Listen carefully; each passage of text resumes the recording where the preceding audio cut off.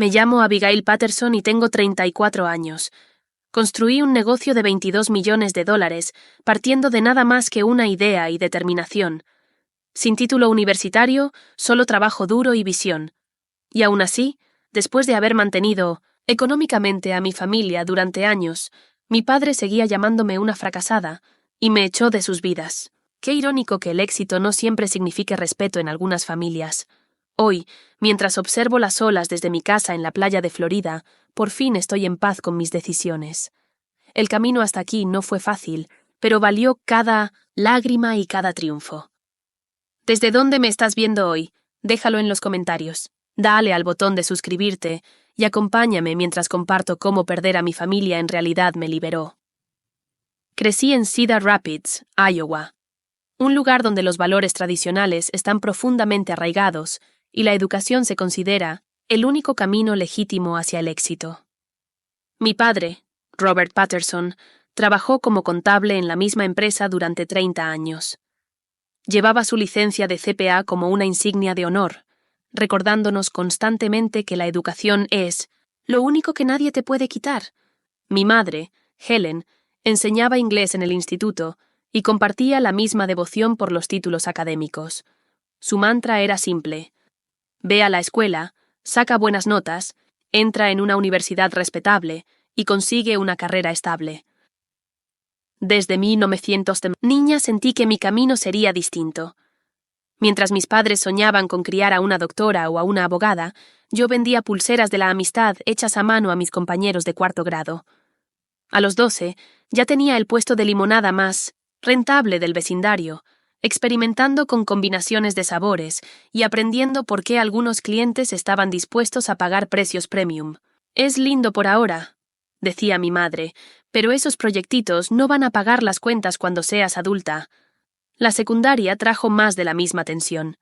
Mientras yo vendía fundas personalizadas para celulares y ganaba lo suficiente como para comprarme mi primer coche al contado, mis padres se enfocaban en mi preparación para el SAT y en mis solicitudes universitarias. Mantuve calificaciones decentes, suficientes para entrar en la universidad estatal, pero mi corazón no estaba en el mundo académico. Estaba en crear, vender, conectar con clientes. Primero saca tu título, insistía mi padre cada vez que le compartía una nueva idea de negocio, y después, si todavía quieres, puedes jugar a ser empresaria. Para complacerlos, me matriculé en la Universidad Estatal como estudiante de Administración de Empresas. No se me escapaba la ironía de estar estudiando negocios en un aula mientras deseaba desesperadamente construir uno en el mundo real. Para ayudar a pagar la matrícula, conseguí un trabajo en una tienda minorista local vendiendo accesorios para mujeres. Fue ahí donde todo cambió. Noté un patrón en las quejas de las clientas sobre las compras online, en particular la desconexión entre lo que veían en las fotos y lo que recibían en casa. La idea me golpeó como un tren de carga, una plataforma donde mujeres reales, con diferentes tipos de cuerpo, pudieran ver cómo lucía la ropa en alguien con su misma figura antes de comprar. El concepto me obsesionó. Pasaba cada momento libre investigando, planeando y construyendo un prototipo básico de la página web. Mis calificaciones empezaron a bajar a medida que mi proyecto de pasión demandaba más atención. A mitad del tercer año, tomé la decisión que cambiaría el rumbo de mi vida. Senté a mis padres en la mesa de la cocina y les dije que iba a dejar la universidad para dedicarme a mi idea de negocio a tiempo completo. El silencio que siguió fue ensordecedor. Absolutamente no, dijo finalmente mi padre, con una voz inquietantemente tranquila. Ninguna hija mía va a tirar su educación por la borda por una fantasía de Internet. Mi madre comenzó a llorar. Abigail, por favor, no arruines tu vida. Estás tan cerca de terminar. Pero ya lo había decidido. Al día siguiente, me retiré de mis clases y usé el reembolso de la matrícula como capital inicial para lo que eventualmente se convertiría en Try Before, mi plataforma de comercio electrónico. La reacción fue brutal. Mis padres apenas me hablaron durante semanas, y cuando lo hacían, era para expresar decepción o preguntarme cuándo iba a entrar en razón. Me mudé de su casa a un diminuto estudio que también servía como mi oficina. El espacio era tan reducido que tenía que plegar el futón cada mañana para hacer sitio a mi escritorio. Esos primeros días fueron un torbellino de jornadas de trabajo de 18 horas, fideos instantáneos y pura determinación. Construí la primera versión del sitio yo sola, aprendiendo a programar con recursos gratuitos en línea. Convencí a boutiques, locales de que me permitieran fotografiar su ropa en voluntarias de diferentes tallas, a cambio de publicidad gratuita. Cada noche me dormía con el brillo del portátil en la cara, agotada pero emocionada. 3 meses después, el sitio salió. En línea. La primera venta llegó 2 días después. Luego otra. Y después 10 más. Para el 6º mes ya procesábamos más de 50 pedidos diarios. Había contratado a mi primera empleada a tiempo parcial, una fotógrafa llamada Rachel que creía en la visión tanto como yo.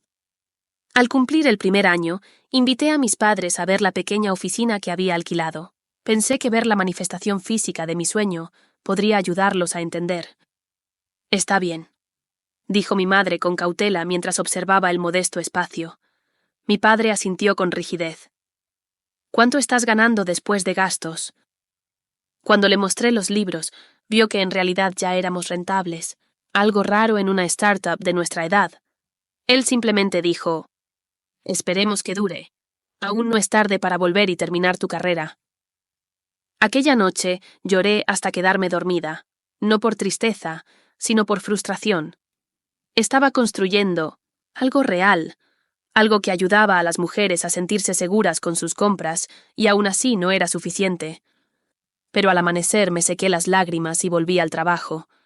Si no podía ganarme su aprobación, al menos me probaría a mí misma que había tomado la decisión correcta. Lo que no sabía entonces era que el éxito financiero solo ampliaría la brecha entre nosotros, o que la hija que consideraban una decepción algún día sería su salvadora económica. La transición de startup a empresa real ocurrió tan gradualmente que a veces ni siquiera notaba los hitos hasta que ya habían pasado. Un día trabajaba sola. Al siguiente, tenía 5 empleados apretujados en nuestra pequeña oficina, el aire acondicionado luchando por mantenerse al día con el calor corporal, y las computadoras zumbando. El concepto de Tribe resonó profundamente con mujeres cansadas de las decepciones del comercio electrónico. Nuestra plataforma permitía a las usuarias subir sus medidas y ver la ropa modelada por mujeres con tipos de cuerpos similares. Lo que nos hacía únicas era nuestro enfoque de cuerpos reales. Nos negábamos a usar modelos profesionales y en su lugar presentábamos a clientas reales que recibían crédito en la tienda por modelar las nuevas prendas. 18 meses después del lanzamiento, nos topamos con un obstáculo. El servidor colapsaba por el aumento de tráfico y necesitábamos capital para escalar adecuadamente. Después de 67 rechazos de inversores, muchos de los cuales sugerían que buscara un cofundador técnico, es decir, un hombre que supiera de computadoras, finalmente encontré a una creyente, Janet Kinsley, una inversionista ángel que había fundado y vendido 2 empresas tecnológicas. «Has creado algo que desearía que existiera cuando yo era joven», me dijo después de nuestra presentación. «Y lo has hecho sin quemar montañas de dinero. Eso es raro». Su inversión de $500,000 por un 15% de participación valoró a Try-Before en poco más de 3 millones. Una cifra que aún hoy me parece surrealista. Celebré cambiando los fideos instantáneos por comestibles de verdad y finalmente pagándome un salario modesto. Con la orientación y el capital de Janet, reconstruimos la plataforma desde cero, añadiendo funciones que las usuarias venían pidiendo: tecnología de prueba virtual, comparación de tallas entre marcas y una sección comunitaria donde las mujeres compartían consejos de estilo. Nuestro equipo creció a 20 personas, lo que nos obligó a mudarnos a una oficina en condiciones, con salas de reuniones y una cocina. La prensa empezó a interesarse.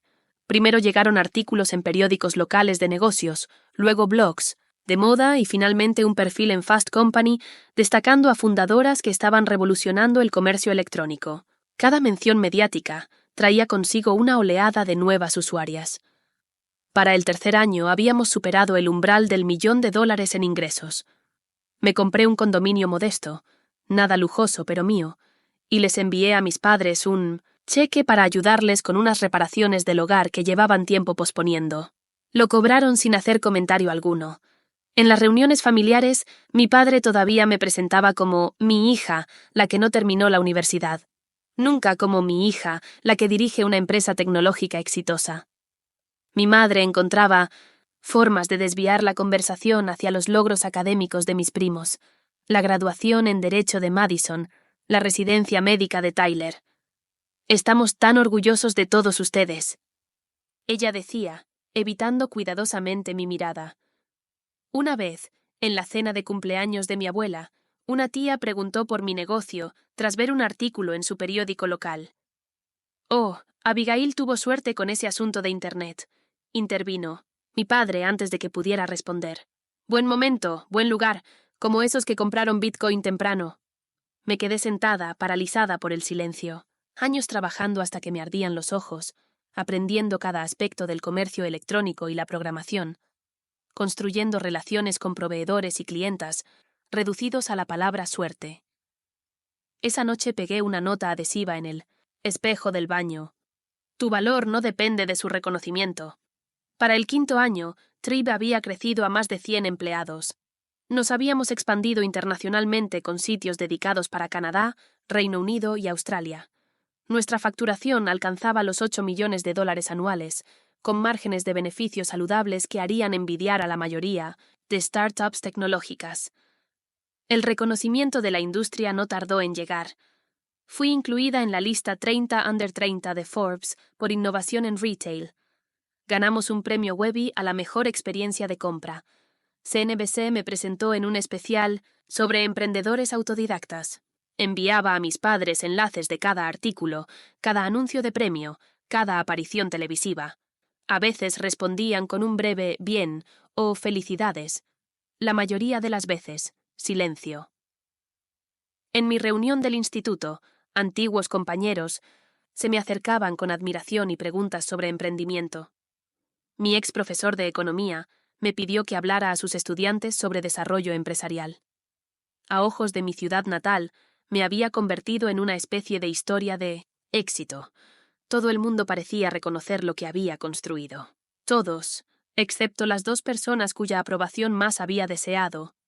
Al cumplir 6 años, la valoración de Tribe había escalado a 15 millones. Nos habíamos mudado a una oficina premium en el centro de Cedar Rapids, con paredes de ladrillo, visto y planta abierta, el tipo de espacio que antes parecía un sueño inalcanzable. Mi equipo ahora incluía mentes brillantes de todo el país, muchas de las cuales se habían trasladado expresamente para trabajar con nosotros. Me compré una casa. Nada extravagante para los estándares de los ricos, pero ciertamente agradable, en una comunidad junto al lago a 20 minutos de casa de mis padres. Pensé que la cercanía física tal vez cerraría la distancia emocional. No fue así. Debe ser bonito poder pagar todo esto sin préstamos estudiantiles, comentó mi padre durante su única visita, señalando mi sala con vista al agua. El comentario dolió, pero ya me había acostumbrado a esas pequeñas punzadas. Lo que no podía anticipar era cuán rápido pasaría de ser una decepción a convertirse en salvavidas financiero para mis padres, o cuán poco cambiaría eso su percepción de mí. La llamada llegó un martes por la tarde. Estaba en plena reunión de estrategia cuando mi asistente murmuró, ¿tu madre? Y me tendió el teléfono. Mamá nunca llamaba en horario de trabajo. Han despedido a papá, dijo sin rodeos, su voz tensa de ansiedad. Recortes presupuestarios. Después de 30 años, a los 58, mi padre estaba desempleado. La firma contable a la que dedicó su carrera había sido adquirida por una empresa más grande y estaban racionalizando operaciones. Su puesto fue considerado redundante. ¿Qué puedo hacer?, pregunté de inmediato. El silencio al otro lado lo dijo todo, el orgullo luchando contra la necesidad.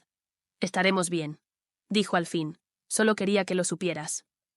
Pero no estaban bien. En 2 meses, sus ahorros se habían agotado. Mi padre luchaba por encontrar trabajo. Tenía demasiada experiencia para puestos básicos y era demasiado especializado para moverse lateralmente. Mientras tanto, mi madre empezó, a sufrir migrañas severas que finalmente llevaron a un diagnóstico que requería tratamiento especializado que su seguro apenas cubría. No esperé a que me lo pidieran. Simplemente actué. Primero pagué lo que quedaba de su hipoteca, $16.700 que liberaron $1.500 al mes en gastos. Cubrí las facturas médicas de mi madre y concerté citas con especialistas no cubiertos por el seguro. Cuando su coche de 12 años se averió, hice que les entregaran un SUV nuevo en la puerta de su casa.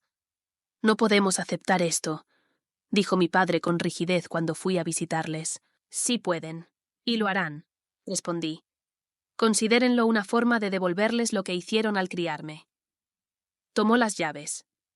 Lo que comenzó como asistencia de emergencia evolucionó en apoyo financiero regular. Establecí una transferencia mensual a su cuenta, suficiente para cubrir servicios, alimentos y seguros. Cuando su cocina necesitó reformas, las pagué. Cuando el techo comenzó a gotear, lo reemplacé. Durante ese mismo periodo, mi hermano menor Mark fue aceptado en una universidad privada costosa. Sin que nadie lo discutiera, cubrí su matrícula, alojamiento y manutención. Para la boda de 1900, mi hermana Emma, escribí un cheque que permitió una celebración que nuestros padres ya no podían costear. El dinero fluía en una sola dirección, de mi cuenta bancaria a las necesidades de mi familia. Pero el reconocimiento de lo que eso significaba nunca tomó el mismo camino. El negocio debe ir bien, comentaba mi madre al depositar mis cheques, como si el dinero apareciera por arte de magia en lugar de venir de años de esfuerzo continuo. Dios provee, decía mi padre en las cenas familiares, que por cierto yo pagaba, olvidando convenientemente que en esa ecuación yo era el instrumento de esa provisión. En una reunión navideña, lo escuché decir a unos parientes. Es solo temporal hasta que me recupere. Abigail está bien por ahora con su tiendita de Internet. Tiendita de Internet. Una empresa valorada en $15 millones, con alcance internacional, reducida a un pasatiempo. Mi hermana Emma notó mi expresión y me apretó la mano debajo de la mesa. Ellos no entienden lo que has construido, susurró. Pero yo sí. Es increíble, Abby. Ese pequeño reconocimiento significó más de lo que ella jamás sabrá. A medida que Tribe seguía creciendo, también lo hacía la dependencia económica de mi familia hacia mí. Papá finalmente encontró trabajo, como consultor a medio tiempo, pero ganaba una fracción de su antiguo salario. Los problemas de salud de mamá le impedían volver a enseñar a tiempo completo. Me convertí en el banco familiar no oficial, la fuente de fondos para emergencias, reparaciones del hogar, pagos de coche y dinero para vacaciones. Y sin embargo, en las conversaciones familiares, mi empresa seguía siendo esa cosa en Internet o el proyectito de Abigail. Mis padres aceptaban mi dinero mientras despreciaban simultáneamente su origen. La disonancia cognitiva era asombrosa. En una cena de domingo, después de que mi padre pasara 20 minutos lamentándose de que los jóvenes de hoy no entienden el valor de la educación, finalmente abordé el tema. Papá, ¿te das cuenta de que mi empresa ahora emplea a más de 150 personas y que proyectamos 12 millones en ingresos este año? Él levantó la vista de su asado, que yo había pagado, y sonrió condescendientemente. Eso está bien, querida, pero esos negocios por Internet van y vienen. ¿Qué pasa cuando todo desaparezca? Al menos tu hermano tendrá su título de ingeniería como respaldo. Aparté el plato. Se me había ido el apetito. He estado dirigiendo este negocio por Internet durante 7 años. No va a desaparecer. No te pongas a la defensiva, intervino mi madre. Solo estamos preocupados por tu futuro. La ironía casi me hizo reír. Les preocupaba mi futuro mientras vivían de mi presente. Comencé a comprender una verdad, dolorosa. El apoyo económico que brindaba no nos estaba acercando. Si acaso, creaba una dinámica extraña donde mis logros debían minimizarse para que su visión del mundo, la educación como único camino al éxito, pudiera mantenerse intacta. Reconocer que mi camino había llevado a un éxito financiero mayor que el suyo significaría cuestionar creencias fundamentales para las que no estaban preparados. Y así, manteníamos esta extraña danza. Yo continuaba apoyándolos financieramente, Y ellos seguían tratándome como a una niña con suerte que jugaba a ser empresaria. Ese arreglo tuvo un costo emocional del que no fui plenamente consciente, hasta que todo se vino abajo el Día de Acción de Gracias. El Día de Acción de Gracias siempre había sido un gran evento en la casa de los Patterson.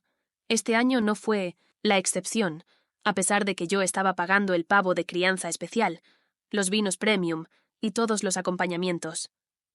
Incluso había financiado la reciente renovación del comedor que exhibía la vajilla y cristalería antigua de mi madre. La casa olía a salvia y mantequilla mientras llegaban los parientes. Tías, tíos, primos, mis hermanos y sus parejas. Yo había llegado temprano para ayudar con los preparativos, emocionada por tener un día fuera de la oficina. Try Before estaba en plena temporada alta, con el Black Friday y las compras navideñas a la vuelta de la esquina, pero la familia venía primero. Estaba en la cocina, colocando panecillos en una canasta, cuando escuché la voz de mi padre desde Minnombshim, en la sala. Hablaba con mi tío Philip, sin darse cuenta de lo bien que el sonido viajaba por el conducto de calefacción. Claro que la empresita de Abigail va bien ahora, decía, pero solo tuvo suerte con el momento. No valdría nada si su negocio fracasara. No tiene educación a la que recurrir, ya sabes. Mis manos se congelaron a medio movimiento. La crueldad casual de su juicio, dicha con tanta naturalidad, me revolvió el estómago. Parece bastante exitosa para mí, respondió el tío Philip. ¿No ganó un premio importante hace poco? Hoy en día cualquiera gana premios, respondió mi padre con desdén. ¿Pero qué ha logrado realmente? Sin título, sin credenciales de... Verdad, solo tuvo suerte con una página web. Dejé la canasta antes de dejarla caer, con las manos temblando levemente. 7 años de jornadas de 18 horas. 7 años resolviendo problemas, haciendo nómina, creando oportunidades para otros. 7 años apoyando al mismo hombre que ahora menospreciaba todo lo que había construido. Desde el comedor adyacente, escuché la voz de mi madre sumándose a la conversación. Nos preocupa la estabilidad futura de Abigail. El Internet es tan impredecible. No es como Jessica o Linda, comentó, refiriéndose a mi prima, que había terminado la escuela de medicina. Deben estar tan orgullosos de su logro. Oh, claro que sí, respondió mi madre con calidez. Una doctora en la familia, eso sí es algo, a diferencia, claro, de lo que yo había creado. Me movía mecánicamente en los preparativos de la cena, una extraña insensibilidad apoderándose de mí. Cuando por fin nos sentamos a la mesa, me sentí observando a mi familia como si los viera, desde lejos. Estas personas que me habían conocido toda la vida y sin embargo de algún modo no podían verme realmente. A mitad de la comida, en una pausa de la conversación, decidí compartir una noticia que había estado guardando. Tengo un anuncio, dije dejando el tenedor. Try Before ganó el Premio Nacional a la Innovación en Retail la semana pasada y he recibido una oferta de adquisición por $22 millones. Un momento de silencio atónito siguió. ¿22 millones? Preguntó finalmente. Mi hermano Mark, con los ojos abiertos de par en par, asentí. Aún no he decidido si la aceptaré, pero sí, esa es la oferta. La mesa estalló en preguntas emocionadas y exclamaciones, de todos, excepto de mis padres. Mi padre continuó comiendo como si no hubiera dicho nada más importante que un cambio en el clima. Mi madre esbozó una sonrisa tensa que no alcanzó sus ojos. ¿Y qué harías con tanto dinero?, preguntó finalmente mi padre, con un tono que insinuaba que yo no podía tener una respuesta sensata. Bueno, para empezar, he estado considerando expandirme a un nuevo segmento de mercado. Comencé. Tal vez cualquiera podría tener suerte así. Me interrumpió, dejando el cuchillo con precisión. ¿Qué harás cuando todo desaparezca? Aún no tienes educación. La mesa quedó en silencio. Ni siquiera el tintinear de los cubiertos se oyó. Robert, murmuró incómoda mi tía Linda. Pero él no había terminado. Es cierto. Jessica ha construido algo real con su título médico. Eso es un futuro. Este dinero de Internet solo es temporal. Lo miré. Algo se rompió dentro de mí, después de años de contenerme con cuidado. ¿Temporal? Papá, he dirigido esta empresa durante 7 años. Empleo a más de 150 personas. He cambiado la forma en que las mujeres compran ropa en línea. Solo nos preocupa tu estabilidad. interrumpió mi madre, como siempre, tratando de mantener la paz. Tu prima Jessica ahora es doctora. Eso es para siempre. Esa comparación fue la gota que colmó el vaso. Jessica es brillante, y Mimi no me siento alegra por ella, dije con calma. Pero ¿por qué no pueden alegrarse también por mí? ¿Por qué lo que he construido no es suficiente? Porque no es real, espetó mi padre. Es solo una tontería de Internet, que podría desaparecer. Mañana. ¿No es real? Sentí una extraña calma, mientras años de frustración reprimida se cristalizaban en claridad. No es real la hipoteca que pagué por ustedes. ¿No son reales las facturas médicas de mamá que cubrí? ¿No es real la matrícula universitaria de Mark? ¿No es real esta renovación? El rostro de mi padre se tornó rojo oscuro. ¿Cómo te atreves a echarnos eso en cara? Nunca pedimos tu caridad. No fue caridad, papá. Fue apoyo. De una hija que ama a su familia a pesar de nunca sentirse suficiente para ella. Nunca dijimos que no eras suficiente, protestó mi madre débilmente. No hacía falta que lo dijeran. Lo demostraron cada vez que despreciaron mi negocio llamándolo suerte, cada vez que lo tacharon de temporal o cuestionaron su legitimidad. Mi padre empujó la silla hacia atrás, poniéndose de pie tan abruptamente que casi la tumbó. No permitiré que me hables así en mi propia casa. La casa que yo pagué, dije en voz baja. Su rostro se contorsionó de ira. ¡Fuera!, siseó. ¡Fuera de aquí, basura!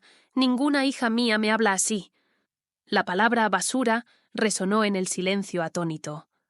Mi madre soltó un suspiro ahogado, pero no dijo nada para defenderme.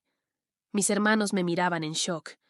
Me levanté lentamente, dejando la servilleta al lado del plato. Una basura que construyó una empresa de 22 millones y mantuvo a su familia durante años. Interesante definición. Miré alrededor de la mesa, a los rostros de mi familia extendida, testigos de esta implosión.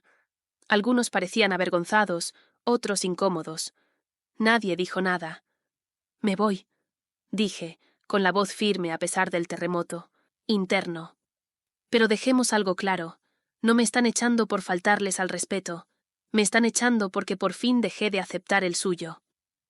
Salí del comedor, atravesando el vestíbulo con los nuevos pisos de madera que yo había pagado, y crucé la puerta principal. En mi coche, con las manos temblando sobre el volante, finalmente dejé que salieran las lágrimas. 7 años buscando, aprobación de personas incapaces de darla. 7 años demostrando mi valor a quienes ya habían decidido que mi camino no tenía valor. Mientras me alejaba de la casa de mi infancia, aún no sabía que ese punto de quiebre se convertiría en mi punto de liberación, que a veces los rechazos más dolorosos conducen a las libertades más necesarias. Solo sabía que algo había terminado, y que a pesar del dolor aplastante en el pecho, por fin había defendido mi verdad. Esa noche la pasé en una habitación, de hotel, alternando entre lágrimas y una extraña insensibilidad hueca. Por la mañana, mis ojos estaban hinchados, pero mi mente había alcanzado una claridad antinatural.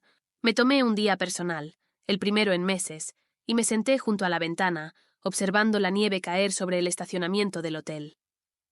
Mi teléfono había explotado con mensajes de mi hermana Emma. Papá se pasó de la raya. ¿Estás bien? De mi hermano Mark. Eso fue una locura, llámame. Incluso de la tía Linda.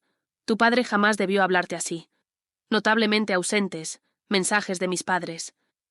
Al mediodía llamé a mi mejor amiga Miranda, que se había mudado a Boston años atrás, pero seguía siendo mi ancla emocional. ¿Te llamó basura?, repitió tras escuchar lo ocurrido. Abby, eso no es solo una falta de respeto, es crueldad. Tal vez no debí mencionar el dinero, dije, aún encontrando formas de culparme. Basta, dijo Miranda con firmeza. Solo dijiste la verdad. Lleva años aceptando tu dinero mientras menosprecia tu éxito. Eso no es amor, Abby. Es explotación. Sus palabras me golpearon como un golpe físico. ¿Explotación? ¿Había permitido que me usaran? Pero son mis padres, susurré. Se supone que debo ayudarlos. Ayudarlos sí. Someterte al abuso emocional no. Su voz se suavizó. Cariño. ¿Dejarías que una amiga o empleada tuya fuera tratada como tus padres te tratan a ti? La pregunta flotó en el aire. Por supuesto que no. Había construido una cultura empresarial basada en el respeto y la valoración del esfuerzo. Había roto relaciones con clientes que maltrataban a mi equipo. Y sin embargo, había aceptado, e incluso facilitado, esta dinámica con mi propia familia. Durante los días siguientes, hice varios intentos de reconciliación. Llamé a la casa de mis padres varias veces, dejando mensajes cuando no contestaban. Envié un correo diciendo que estaba abierta a hablar cuando ellos lo estuvieran. Incluso pasé en coche por su casa una vez, pero perdí el valor antes de tocar la puerta. Pasó una semana, luego 2. Su silencio lo decía todo. Mientras tanto, se acercaba la fecha límite de la oferta de adquisición. Los posibles compradores, una plataforma minorista más grande interesada en nuestra tecnología, necesitaban una respuesta. La cifra de $22 millones representaba años de trabajo, riesgo y visión. Proporcionaría una seguridad financiera que nunca había imaginado posible para alguien criado en un hogar de clase media del Medio Oeste. Programé una cita con la doctora Cassandra Wright, una terapeuta que había comenzado a ver ese mismo año para manejar el estrés de dirigir una empresa en crecimiento. Ahora, nuestra sesión se centraba en algo mucho más personal. Tus padres te han mostrado exactamente quiénes son y qué valoran, dijo la doctora Wright después de escuchar mi historia. La pregunta es, ¿puedes aceptar esa realidad? En lugar de seguir esperando a los padres que mereces pero que no tienes. ¿Y la adquisición? Pregunté. Una parte de mí siente que si la acepto estoy renunciando a probarles algo. Ella se inclinó hacia adelante. Abigail, llevas 7 años tratando de probarte. ¿En qué momento aceptas que la meta seguirá moviéndose? Esa noche tomé 2 decisiones. Primero, aceptaría la oferta de adquisición. Segundo, aprovecharía esta oportunidad para crear distancia, tanto física como emocional, de la dinámica tóxica familiar que había estado permitiendo. A la mañana siguiente llamé a Janet Kingsley, mi inversora inicial y ahora miembro del consejo. Acepto la oferta, le dije. Pero tengo una condición. Quiero trasladar la sede a Florida. ¿Florida?, preguntó ella. Es un cambio considerable desde Iowa. Necesito un nuevo comienzo, respondí simplemente. Janet, que se había convertido en algo así, como una mentora a lo largo de los años, guardó silencio por un momento. Esto es por tu familia, ¿verdad? No le había contado los detalles de Acción de Gracias, pero ella era lo suficientemente perspicaz para haber notado el patrón. Con el tiempo, sí, admití. No puedo seguir intentando ganar su aprobación. Eso nunca llegará. Está afectando mi salud mental y, honestamente, mi liderazgo. No necesitas mi permiso, dijo con amabilidad. Pero para que sepas, creo que es la decisión correcta. Tanto la adquisición como la mudanza. Las ruedas se pusieron en marcha. La adquisición se estructuraría con un pago inicial y un periodo de 3 años de ganancias adicionales, durante los cuales seguiría liderando la división. Los compradores aceptaron la reubicación a Florida, ya que tenían oficinas en Miami. Durante este periodo de transición, mis hermanos me contactaron por separado. Emma llegó a mi oficina una tarde, con los ojos rojos por el llanto. Debí haber dicho algo en Acción de Gracias, dijo. Lo siento mucho, Abby. La abracé con fuerza. No es tu responsabilidad luchar mis batallas, pero has estado luchando por todos nosotros. Ella replicó. La matrícula, mi boda, las facturas médicas de mamá. Has cargado con esta familia y ellos te tratan como si fueras nada. La actitud de Mark fue diferente. Me llamó para decirme que papá le había pedido ayuda con algunos gastos. Le dije que te preguntara a ti, dijo. Él prefirió no hacerlo. ¿Qué pasó? ¿Vas a cortarles el apoyo? La pregunta me sorprendió.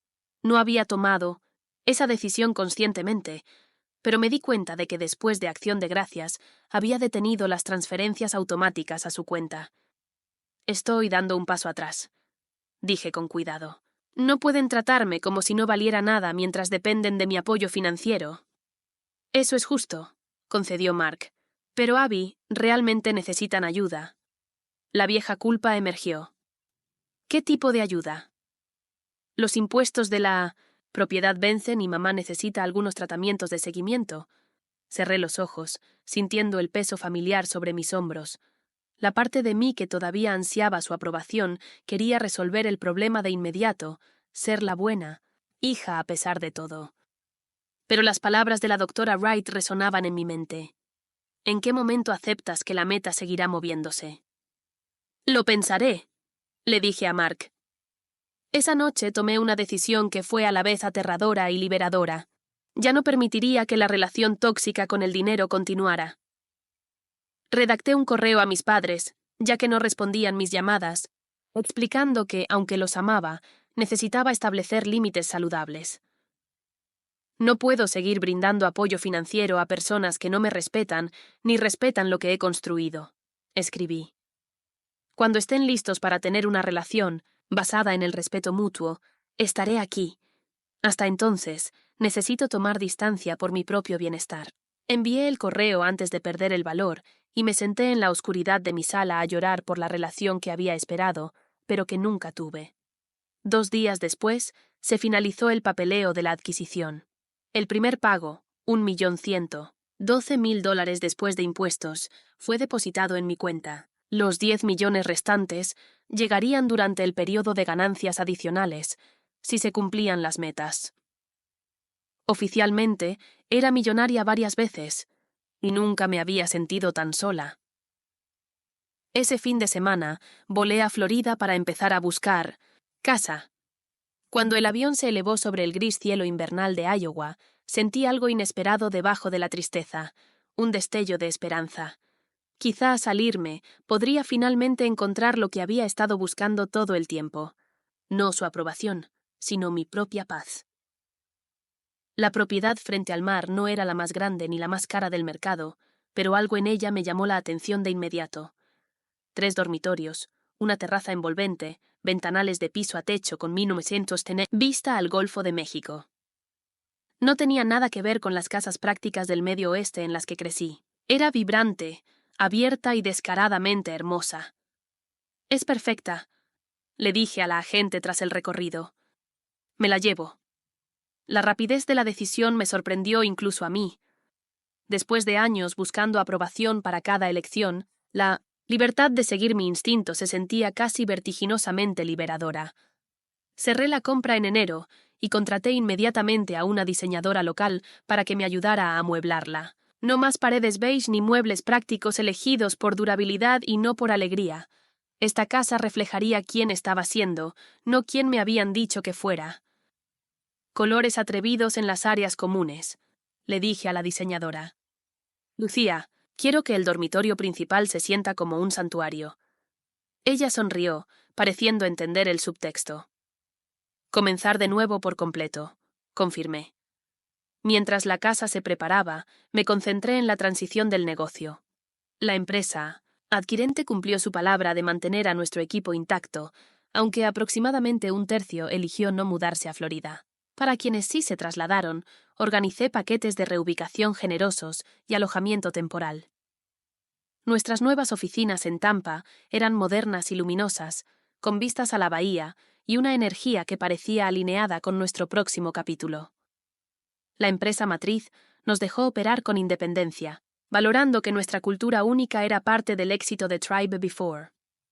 Para marzo, ya estaba instalada en mi nuevo hogar y encontrando mi ritmo en este entorno desconocido pero acogedor. El sol perpetuo parecía apropiado metafóricamente, una luz literal. Después de años a la sombra de la desaprobación, hice esfuerzos conscientes por construir un círculo social. Me inscribí en una clase de yoga junto a la playa. Asistí a eventos de networking local e incluso intenté clases de paddle surf, donde pasaba más tiempo cayendo al agua que sobre la tabla. La instructora, una mujer relajada llamada Diane, se convirtió en mi primera amiga local. «Tienes que dejar de pensar tanto», me aconsejó en una sesión particularmente frustrante. «Tu cuerpo sabe qué hacer si tu mente se hace a un lado». Ese comentario me pareció aplicable a más que solo el paddle surf. Cuando la primavera dio paso al verano, mi nueva vida tomó forma. Establecí una rutina que priorizaba el equilibrio, algo que nunca me había permitido en Iowa. Las mañanas comenzaban con café en la terraza, viendo delfines jugar a lo lejos. Los días de trabajo eran productivos, pero ya no absorbentes. Las noches, a menudo, incluían paseos por la playa o cenas.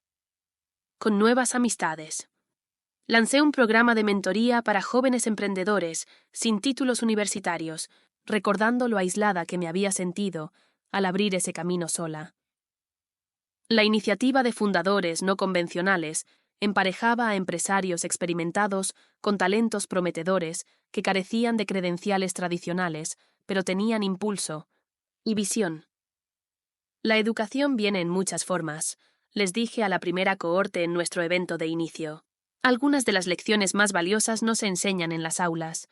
El programa me dio un propósito más allá de las operaciones diarias del negocio. Fue sanador crear el sistema de apoyo que desearía haber tenido. La comunicación con mi familia se volvió esporádica. Emma llamaba regularmente, genuinamente interesada en mi nueva vida. Mark se comunicaba ocasionalmente, usualmente con novedades sobre su carrera en ingeniería o referencias veladas y torpes a las continuas dificultades financieras de nuestros padres. Mantener mis límites sobre el apoyo financiero no hizo que la culpa desapareciera por completo. 6 meses después de mi mudanza, sonó el timbre un domingo por la tarde. No esperaba a nadie y me sorprendió encontrar a mi madre en el porche, luciendo pequeña y fuera de lugar entre las palmeras y las flores tropicales. «Mamá», dije genuinamente sorprendida. «¿Cómo? ¿Qué haces aquí? Tu asistente me dio la dirección cuando llamé a tu oficina», explicó. «¿Puedo? ¿Entra?» Me hice a un lado, con la mente acelerada. Ella recorrió la sala de concepto abierto, con sus acentos turquesa y detalles artísticos, tan diferente de su propia decoración tradicional. «Es muy luminosa», comentó, lo que para Helen Patterson era un elogio alto a cualquier cosa poco convencional. Preparé café y nos sentamos en la terraza con vista al agua, un silencio incómodo extendiéndose entre nosotras. Finalmente habló. «Tu padre no sabe que estoy aquí. Eso ya lo imaginaba». Ella jugaba nerviosa con su anillo de bodas, un hábito que reconocí desde la infancia. «Estamos pasando dificultades, Abigail. Los impuestos de propiedad se han duplicado y mis tratamientos no están completamente cubiertos por el seguro». Era el verdadero motivo de su visita, no reconciliación, sino necesidad económica. «Entiendo», dije en voz baja. «No estamos pidiendo mucho», continuó. «Solo lo que solías enviar antes de Acción de Gracias». Respiré hondo, preparándome contra la atracción familiar de la obligación. «Mamá, no puedo volver a cómo eran las cosas. Papá me llamó basura y me echó de sus vidas. Ninguno de los dos se ha disculpado, ni siquiera ha reconocido lo hiriente que fue eso». Él estaba molesto. «¿Sabes cómo se pone?», dijo. «Eso no es excusa para el abuso emocional», dije. El término, tomado de la terapia, se sentía extraño pero acertado en mi boca. Ella se estremeció. «Es una forma muy dura de describir las discusiones familiares, ¿no? ¿Aceptarías que un esposo te hablara como papá me habló a mí? ¿Le aconsejarías a una amiga mantener una relación con alguien que la tratara así?» Ella miraba al océano, evitando mi mirada. «Con la familia es diferente». «No. Debería serlo», repliqué. «Si acaso la familia debería tratarnos mejor que los extraños, no peor. Somos tus padres, Abigail. Necesitamos tu ayuda». La culpa familiar se retorcía en mi estómago. Pensé en todos los recursos que ahora tenía, los millones en mi cuenta, el estilo de vida cómodo, la libertad. ¿No debería una buena hija compartir esa abundancia? Entonces recordé la guía de la doctora Wright. El apoyo sin respeto no es amor, es explotación. No puedo ayudarlos económicamente mientras nada cambie en nuestra relación, dije firmemente. Estoy feliz de ayudarles a ambos a encontrar recursos de planificación financiera o conectar a papá con oportunidades laborales en mi red, pero no enviaré dinero a personas que no me respetan ni respetan lo que he construido. Su expresión se endureció. «Entonces, ese es tu ultimátum.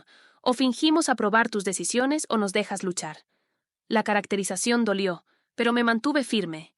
«No dije eso. No pido aprobación. Pido respeto básico. Hay una diferencia. Tú Padre tenía razón, dijo poniéndose de pie abruptamente. El éxito te ha cambiado. No, mamá. Lo que ha cambiado es que finalmente reconocí mi propio valor, con o sin su validación. Recogió su bolso, sus movimientos rígidos, por la desaprobación. Bueno, creo que sabemos dónde estamos. O nos ayudas económicamente o no eres parte de esta familia. Las palabras fueron un golpe físico, pero de algún modo seguí en pie. Ya no soy parte de la familia a tus ojos. Lo he sido desde el momento en que elegí mi propio camino. Se fue sin decir una palabra más. La vi alejarse en su coche alquilado, desaparecer por la calle Palmline y luego hundirse en los escalones de la terraza, dejando que las lágrimas salieran. La sensación de final no me pasó desapercibida. Había viajado más de 1000 millas, no para sanar nuestra relación, sino para restablecer el acuerdo financiero que les beneficiaba. Esa tarde caminé por la orilla, mientras el sol se ponía pintando el cielo de tonos naranjas y rosados. Las olas lamían suavemente mis pies, un ritmo que calmaba los bordes ásperos de mi dolor. Por primera vez, acepté plenamente que quizá nunca tendría la relación parental que anhelé, y que seguir persiguiéndola me impedía construir la vida que merecía. A veces, los finales más difíciles hacen posibles los comienzos más necesarios. Mientras la oscuridad caía sobre el golfo, hice las paces con mi decisión. La familia en la que nací quizá nunca vería mi valor, pero eso no significaba que no pudiera crear una familia elegida que sí lo hiciera. Un año después de mudarme a Florida, estaba en mi terraza viendo un atardecer espectacular, una copa de vino en mano, y una calma que antes pensaba imposible. El aniversario no había sido planeado como un momento de reflexión, pero al ver cómo el sol naranja se fundía en las aguas del Golfo, no pude evitar medir la distancia que había recorrido, no solo geográfica, sino emocional. El agudo dolor del rechazo familiar se había transformado gradualmente en otra cosa. Una sabiduría silenciosa que llevaba como una piedra lisa en el bolsillo, volteándola de vez en cuando para examinarla, pero que ya no cortaba, ni hacía sangrar. El negocio seguía prosperando bajo la nueva estructura de propiedad. Nuestra base de usuarios se había expandido un 30% y la tecnología que habíamos pionero se estaba implementando en las otras plataformas de la empresa matriz. Había cumplido todas las metas del periodo inicial de ganancias, asegurando otra parte del pago de adquisición, pero los cambios más significativos no eran profesionales ni financieros, eran internos. Había pasado tantos años buscando validación externa que aprender a confiar en mi propio juicio se sentía como descubrir un sentido nuevo. Las decisiones que antes habrían desencadenado dudas ansiosas ahora llegaban más naturalmente, guiadas por la intuición y la experiencia, no por el miedo a la desaprobación. Había comenzado a trabajar en un nuevo proyecto, una plataforma que conecta profesionales autodidactas con empresas que buscan más allá de credenciales tradicionales, en sus procesos de contratación. El proyecto surgió de mi propia experiencia y del programa de mentoría para fundadores no convencionales, que había crecido para apoyar a más de 50 emprendedores en todo el país. Esta vez, el trabajo se sentía diferente. No estaba construyendo para probar mi valía o ganar reconocimiento.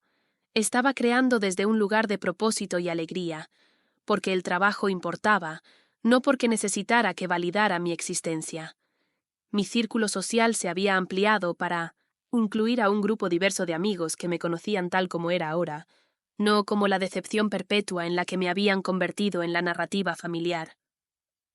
Nos reuníamos para fogatas en la playa, días de voluntariado comunitario y brunch dominicales relajados, donde las conversaciones fluían naturalmente, libres de resentimientos no expresados durante décadas. La terapia seguía siendo una piedra angular de mi proceso de sanación. La doctora Wright me había conectado con un colega en Tampa, el doctor Martínez, que se especializaba en el distanciamiento familiar y en hijos adultos de padres emocionalmente inmaduros. La parte más difícil para muchas personas, observó el doctor Martínez durante una sesión, es aceptar que no hicieron nada malo, que a veces, por más perfectos que intenten ser, algunos padres simplemente no son capaces de dar el amor y el reconocimiento que sus hijos merecen. Ese permiso para dejar de culparme por una dinámica que no creé fue quizás el aspecto más liberador de mi sanación. En abril, mi teléfono sonó con un identificador inesperado. Emma. Hola, desconocida. Respondí sonriendo. Aunque rara, Beth llamaba a mitad de semana. Hice algo que quizás no te guste. Comenzó inusualmente vacilante. ¿Debo sentarme para esto? Quizás estoy en el aeropuerto de Tampa. Casi dejé caer el teléfono. ¿Estás aquí en Florida? ¡Sorpresa!, ofreció semanalmente. Puedo conseguir un hotel si no es buen momento. Ni se te ocurra. Envíame la información de tu terminal. Voy para allá. Una hora después, estábamos sentadas en mi terraza, la brisa de la tarde moviendo el cabello de Emma mientras ella admiraba la vista.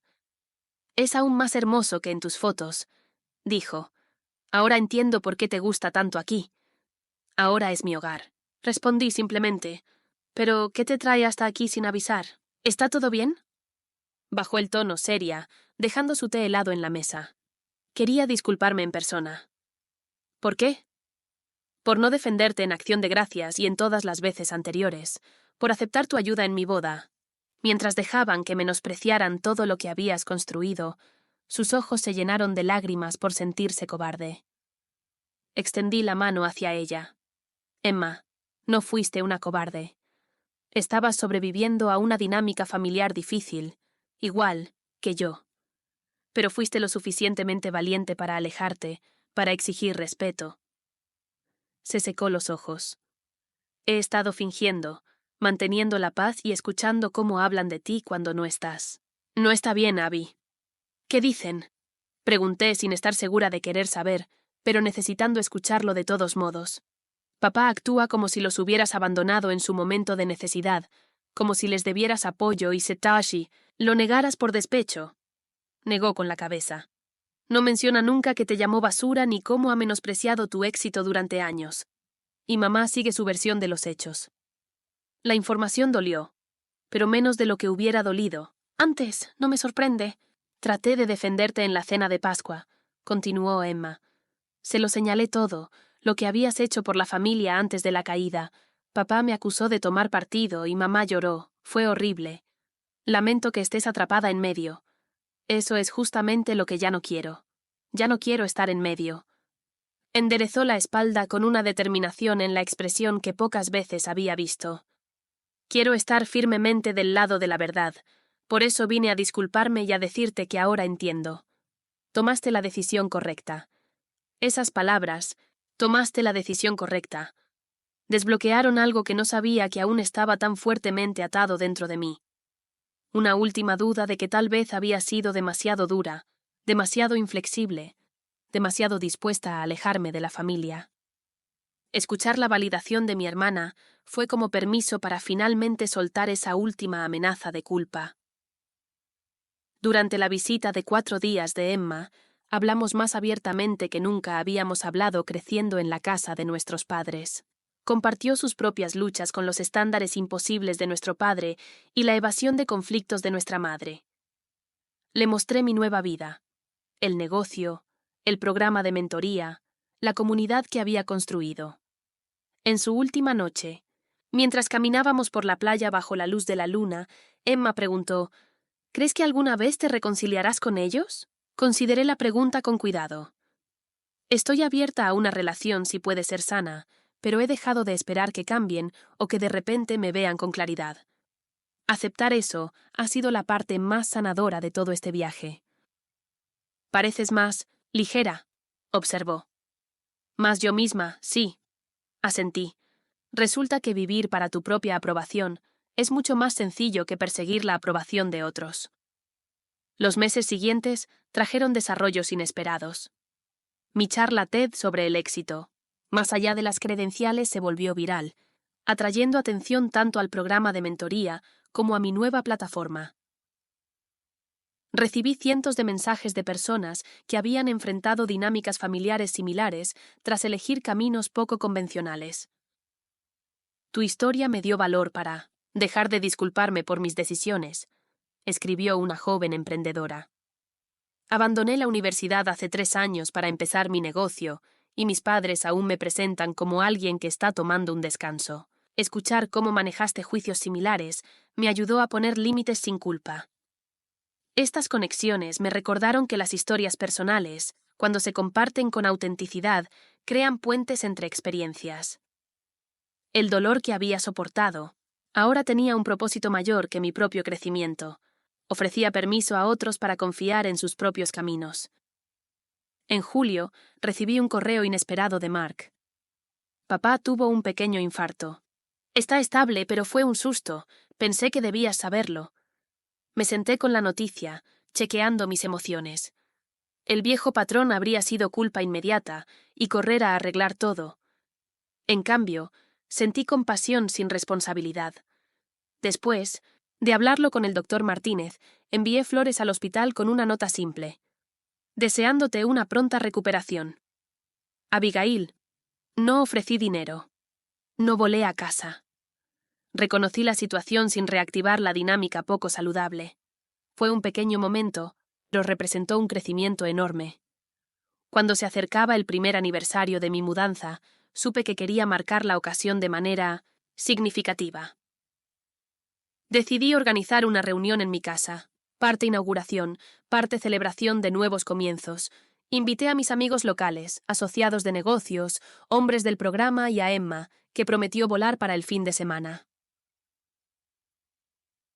La Etsikwa, noche de la fiesta, mi casa se llenó de risas y conversaciones. Personas de diferentes partes de mi nueva vida se conectaban entre sí, creando un tapiz de relaciones que un año atrás jamás habría imaginado posible. Después de la cena, mientras todos se reunían en la terraza para el postre, Emma chocó su copa para llamar la atención. «Quiero proponer un brindis», anunció, «por mi hermana Abigail». Hace un año tomó una de las decisiones más difíciles que cualquiera puede tomar. Eligió a sí misma tras toda una vida eligiendo a los demás. Dejó atrás la crítica y el amor condicionado para construir esta hermosa vida donde puede brillar tan intensamente como siempre debió hacerlo. Por Abigail y por el coraje que se necesita para empezar de nuevo. Las copas se alzaron mientras las lágrimas llenaban mis ojos. Al mirar alrededor, a estas personas que me aceptaban tal como era, que celebraban en lugar de minimizar mis logros, sentí una profunda sensación de regreso a casa que nada tenía que ver con la geografía. Más tarde, cuando los invitados se habían ido y Emma se había retirado a la habitación de invitados, me senté sola en la playa, observando el ritmo de las olas bajo la luz de la luna.